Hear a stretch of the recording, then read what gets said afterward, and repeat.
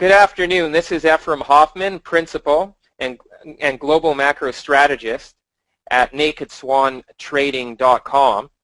We also have weekly webinars held every Thursday most of the time between 4:30 and 5:30 p.m. There's going to be one held this afternoon.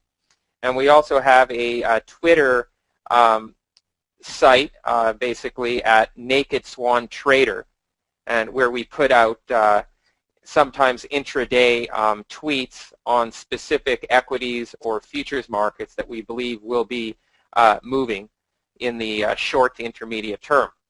This morning, a tweet was put out regarding Apple Computer.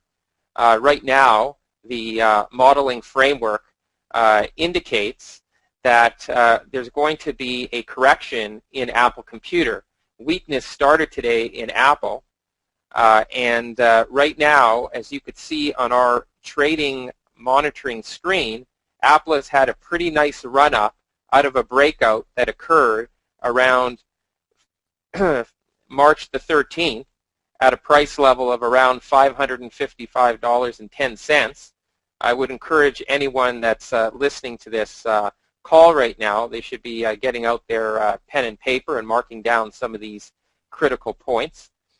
So we, just to recap, we have a breakout above that 554 area, and it resulted in a recent high in Apple around March the 28th at a high of around 621.45. Even though Apple got that high, Apple could have gone a bit higher, and projections show that Apple technically has intermediate term and short-term resistance up at around the 628.68 area to as high as the 638.61 area. Projections are, if there's really, really good news that comes out and it spikes up, let's say to 634, that looks like a great opportunity for weakness to come in and a lot of big sellers to sell into Apple. Currently, this little pullback off of that local high on the 28th got as low as a level of 607.23 at around the close of the 12:20 bar this afternoon. And what I'm anticipating is that if we get a close for at least 34 minutes below the 610 area, anywhere between, say, March 30th near the close, and let's say around April 7th near the close, then in that scenario, you should have a very nice, 18 to 25 day breakdown, corrective phase going on in Apple. Okay, that doesn't mean it can't go beyond 25 days. It just means that's kind of the minimum kind of retracement within this bull market that we would anticipate. And it does make sense that after such a nice run-up in Apple that there would be a breather. And the timing of it seems to be ripe over the next week and a half. And that window that I indicated represents a critical risk window. And when I mention critical risk windows, they refer to when risk begins in a market. It doesn't say when risk is going to end.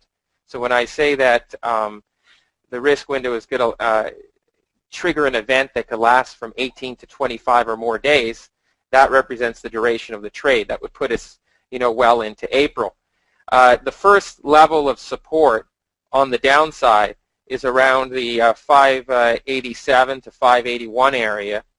And again, even if the market was to rally on good news, that long-term resistance up along this yellow boundary, which was around that 628 area, is likely to hold.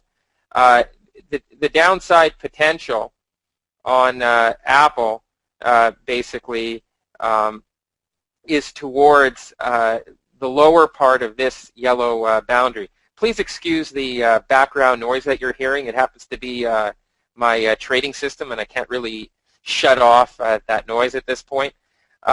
Basically, the downside risk would be as low as around the 535 area on Apple. Intermediate term would be 564. So what it basically means is that short-term traders will want to evaluate short-term pivot points to take profit around the 585 area on any shorts, around the 565 area, and around the 535 area.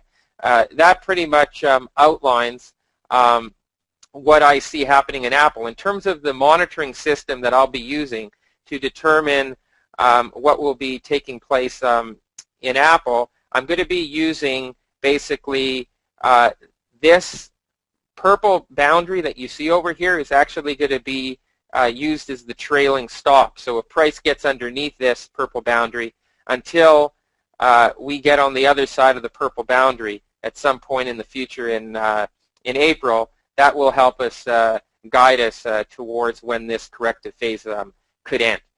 So I'd like to thank everyone for listening to the commentary coming to you from nakedswantrading.com, and I encourage all of the listeners to focus on signing up for our weekly webinars. And all you have to do is just go to our website. In the upper part of the website, you will see an email area. You just type in your email, and from there, you should be able to receive emails that will provide information about when certain events will be held. So thank you very much for listening to this brief update, and I'll be talking later this afternoon from 4:30 to 5:30 to give further insights on the global macroeconomic behavior.